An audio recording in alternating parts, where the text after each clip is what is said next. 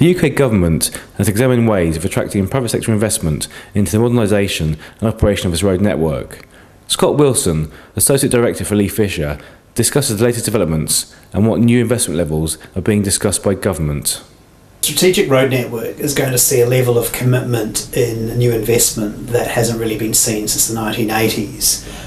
What that means is that there's a backlog of highway agency projects that are now all going to be funded. The government has said that there are 52 such projects.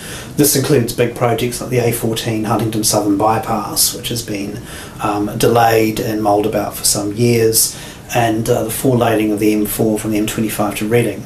But in addition to that, there will be further new projects which come from route-based strategies. There's talk about the A1 and completing the motorway components of the A1, improvements to the A303, Stonehenge is the location for some of that, and the A27 highway along the southern coast, and there's likely to be more than that in the future.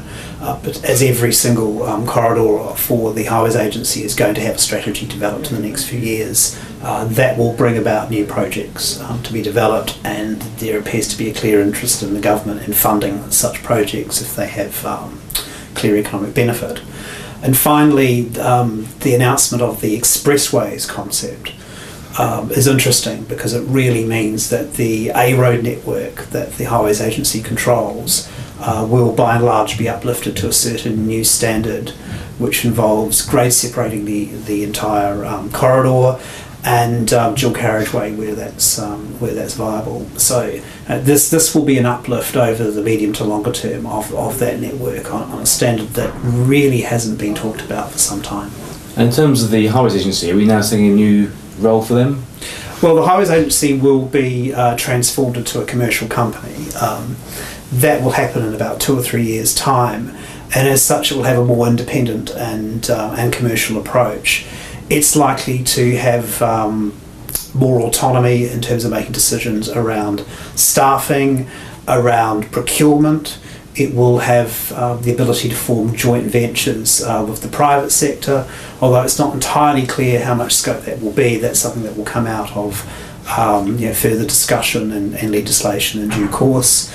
It could well see in such joint ventures relationships around the use of land. Organisations like the Highways Agency tend to have quite considerable holdings of land and want to purchase land in advance for highway improvements. But as it takes years to go through planning and development of projects, getting the best use of that land in the short to medium term is quite important. So that's one area of it. In addition to that, it will have a new commitment of funding over a medium-term cycle of around 6 years, starting in 2015.